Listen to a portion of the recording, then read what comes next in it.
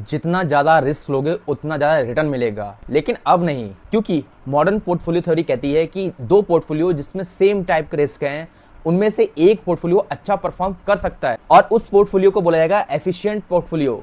मैं आपको ये सब इसलिए बता रहा हूँ क्योंकि मैं बताने वाला हूँ ऐसे 5 रेशो जो आपको एक बहुत ही बेहतर म्यूचुअल फंड आइडेंटिफाई करने में मदद करेंगे। शुरू करने से पहले वीडियो को लाइक कर दो और हमारे चैनल को सब्सक्राइब कर दो। सबसे पहले आता है जेनसेन अल्फा। ये एक बहुत ही सिंपल रेशो है जो आपको ये बताता है कि आपके पोर्टफोलियो ने आपके बेंचमार्क से कितना ज़्यादा एक्स्ट्रा रिटर्न दिया है। फॉर एग्जाम्पल लेट्स से आपका बेंचमार्क है निफ्टी 50 इंडेक्स। अगर पूरे साल में उस इंडेक्स ने 12% के रिटर्न दिए हैं लेकिन आपके पोर्टफोलियो ने 15% के रिटर्न दिए हैं, तो अगर आप इसको माइनस करो तो डिफरेंस आता है 3% का। यही है आपका अल्फा। नंबर 2 आता है बीटा। ये आपको ये बताता है कि आपके बेंचमार्क के कंपैरिजन में आपके जो पोर्टफोलियो है, आपका जो म्यूचुअल फंड है, वो कितना वॉलेटाइल है। फॉर एग्जाम्पल अगर आपके पोर्टफोलियो का बीटा 1 आता है तो सिंपल सी बात है कि उस पोर्टफोलियो का जो मूवमेंट है वो कंप्लीटली कोरिलेट कर रहा है किसके साथ, आपके बेंचमार्क के साथ। तो अगर बेंचमार्क 12% का रिटर्न देगा तो आपका पोर्टफोलियो इससे 12% के ही रिटर्न देगा। वहीं अगर आपका बीटा 1 से ज़्यादा आ रहा है, इसका मतलब आपका पोर्टफोलियो आपके बेंचमार्क से ज़्यादा वॉलेटाइल है, तो उसमें रिटर्न भी वेरी कर सकते हैं। जितना ज़्यादा वॉलेटाइल उतना ज़्यादा रिटर्न फ्लक्चुएट करेंगे, प्लस माइनस दोनों तरफ। और अगर आपका बीटा 1 से कम आ रहा है, इसका मतलब ये है कि आपका जो पोर्टफोलियो है वो बेंचमार्क के कंपैरिजन में लेस वॉलेटाइल है और उसमें थोड़े स्टेबल रिटर्न देखने को आपको मिल सकते हैं। किसी भी पोर्टफोलियो का बीटा 0 भी हो सकता है। इसका मतलब ये है कि उस पोर्टफोलियो का उस बेंचमार्क से कोई रिलेशन नहीं है, they are totally unrelated product. Number 3 आता है स्टैंडर्ड डेविएशन। स्टैंडर्ड डेविएशन आपको ये बताता है कि जो आपका बेंचमार्क है उससे आपके जो रिटर्न है, आपके पोर्टफोलियो के जो रिटर्न है वो कितने ज़्यादा फ्लक्चुएट कर रहे हैं।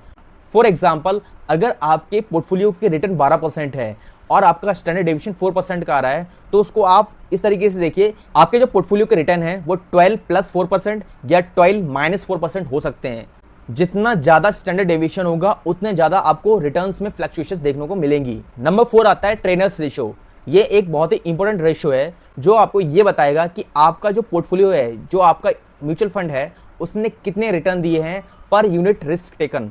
ये जितना ज़्यादा होगा उतना बेहतर है। ज़्यादा ट्रेनर्स रेशो मतलब आपके पोर्टफोलियो में रिटर्न ज़्यादा दिए हैं और रिस्क कम लिया है। या आप इसको इस तरीके से भी देख सकते हैं कि पर यूनिट जो रिस्क हमने लिया था उसके ऊपर रिटर्न हमें सबसे ज़्यादा मिले हैं इस वाले पोर्टफोलियो। नंबर 5 आता है शार्प रेशो। ये सबसे ज़्यादा इंपॉर्टेंट रेशो है क्योंकि ये आपको रिटर्न बताता है पर यूनिट टोटल रिस्क। अब टोटल रिस्क का मतलब यहाँ समझो क्या है। रिस्क हमेशा 2 तरीके के होते हैं मार्केट में, एक होता है सिस्टमैटिक रिस्क, दूसरा होता है अनसिस्टमैटिक रिस्क। सिस्टमैटिक रिस्क मतलब जो मार्केट की वॉलिडिटी है जिस पे हमारा कोई कंट्रोल नहीं है, उसको हम सिस्टमैटिक रिस्क बोलते हैं।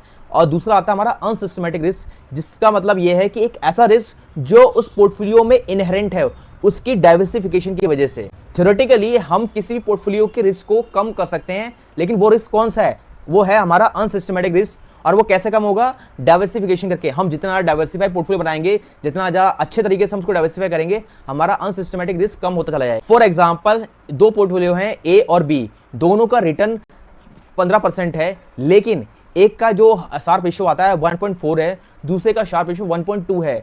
तो मैं पोर्टफोलियो ए को चुनूंगा क्योंकि पोर्टफोलियो ए ने ज्यादा रिटर्न दिए हैं पर यूनिट रिस्क पे। अब आपको ये डाउट भी आ रहा होगा कि ट्रेनर्स रेशो और शार्प रेशो दोनों ही रिस्क के बेसिस पे निकाले गए रेशो हैं, तो दोनों में डिफरेंस क्या है। देखो ध्यान से सुनो, जो हमारा ट्रेनर्स रेशो है वो सिर्फ और सिर्फ सिस्टमैटिक रिस्क की बात करता है, वहीं जो शार्प रेशो है वो टोटल रिस्क की बात कर रहा है, जिसमें सिस्टमैटिक और अनसिस्टमैटिक दोनों ऐड हो जाते हैं।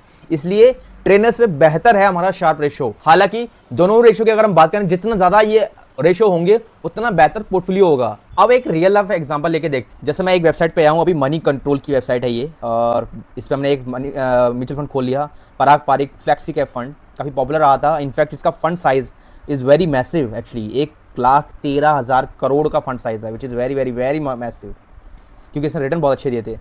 अब थोड़ा स्क्रॉल डाउन करते हैं, इस फंड पे ही थोड़ा नीचे आते हैं तो आपको मिलेंगे क्या, रिस्क रेशोज़, जिसमें मैंने आपको बताया कि एक पहला आपको मिलेगा स्टैंडर्ड डेविएशन।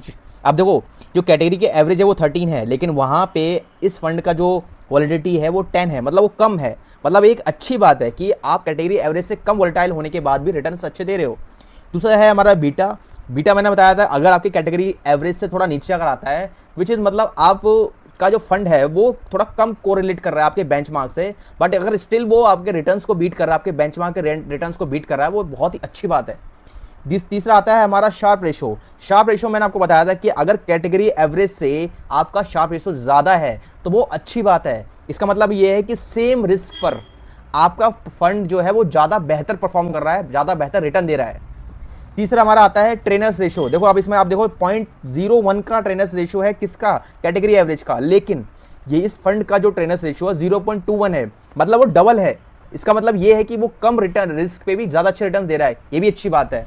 साथ में अगर हम बात करें जेंसेस अल्फा की बात करें तो ये भी करीब 7.53% आ रहा है, मतलब अगर आपका कैटेगरी एवरेज है उससे ज़्यादा रिटर्न दे रहा है आपका ये सब देखने के बाद हम जान सकते हैं कि इस फंड के सारे पैरामीटर्स में ये अच्छा खरा उतरा है, इसीलिए लोगों ने इस पर ट्रस्ट किया। इसने अपनी कैटेगरी एवरेज में ज़्यादा बेहतर रिटर्न दिए और लोगों ने ट्रस्ट भी किया, और इसीलिए आज इसका फंड साइज है 1 लाख करोड़ से भी ज़्यादा का हो चुका है।